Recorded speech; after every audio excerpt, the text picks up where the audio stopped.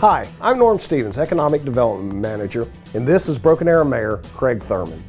Last month, the city started a new series where I update the authority on current and future economic development efforts in Broken Arrow. I also discuss common social media misconceptions about economic development administration. Due to all the great feedback, we decided to pull that section of the video and share it directly with you. Here's the clip. I now want to go into the top social media misconceptions of the Economic Development Administration. One of the things that I hear a lot, Mr. Spurgeon touched on, is if you persistently ask a developer enough times to come to your city, they will eventually say yes.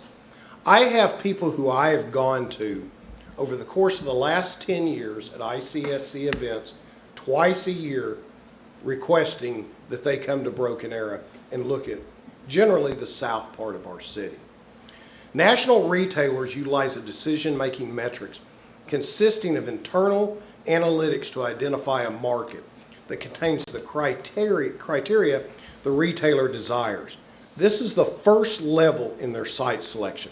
You got to get past that one to move on. If a city does get past that first level, the retailer will use internal analytics on surrounding stores or even in other states that have similar demographics. They will examine if a potential location will cannibalize an existing store in that area. They will also look at the health of competitors in the trade area, as well as positive or declining growth. National chains will examine a 1 mile, 3 mile, and 5 mile radius density. They will look at household income and education levels. Many companies will not locate in an area that has less than a 25% graduation rate. 25% of the population, college graduates. Retailers are less likely to cannibalize a younger store, 5 years or less, than they are an older established store of 5 years or more. Based on those analytics, they'll either move forward in the process or they'll just stop the search altogether. And we've gotten to that point on many occasions. A national retail or restaurant chain know how many new units they want to build each year. They establish that before they ever start the recruitment process. Whenever I was recruiting Home Depot heavily to go in the south part of our city, the first several years I visited with them, they were really listening intently. Then all of a sudden they fell off the map and I couldn't get them to talk to me. And then finally a couple of years ago I got back into conversation and they said we're only building 5 stores in the United States in the foreseeable future, and all 5 of them will be in Florida. I can't compete against that. There's nothing I can do to compete against that type of decision.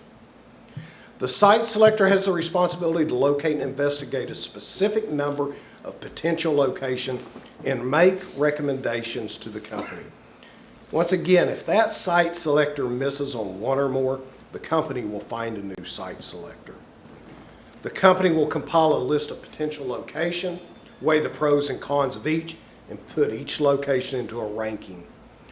Ease and proficiency of the municipality permitting process is also a consideration.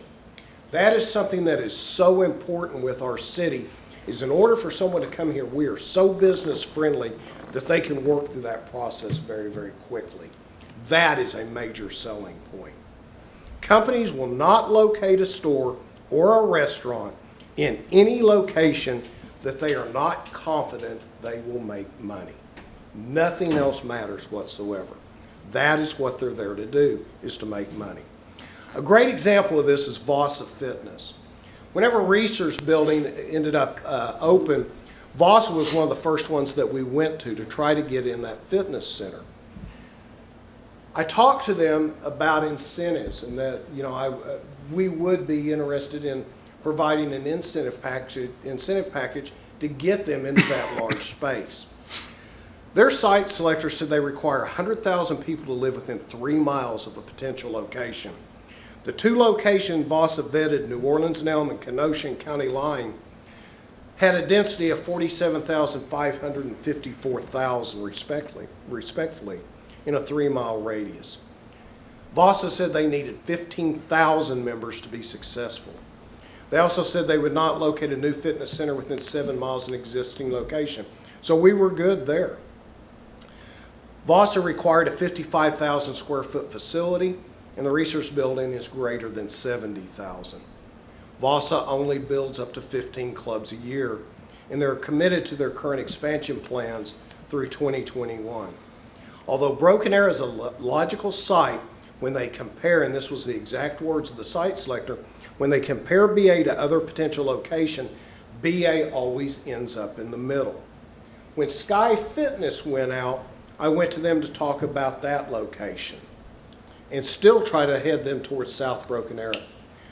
And what they told me was not really surprising. They said the fact that Sky Fitness went out of their location at Kenosha and County Line just reinforced the fact that there's not enough density for them to locate there. Mayor, it was really enjoyable to do this presentation in front of the authority a few weeks ago. What did you think about it?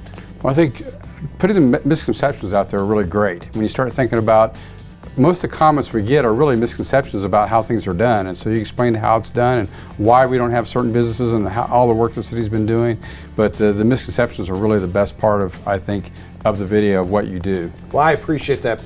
You know, it really frustrates me whenever I see information that is pushed out either by council members, by yourself, Mayor, or by the city, where we're talking about different development throughout the city, and we get attacked by saying things like, well, the city's done nothing to try to recruit a grocery store to South Broken Arrow, when in fact, we go out and we talk to dozens upon dozens of different grocery providers to try to provide what our citizens want.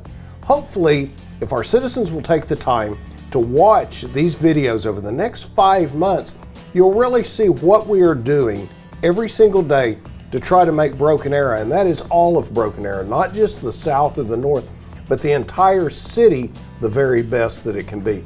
I want to thank you, and I want to thank the entire City Council for all the support that you give us and the help you give us as we go out and we attempt to recruit retail development into our city.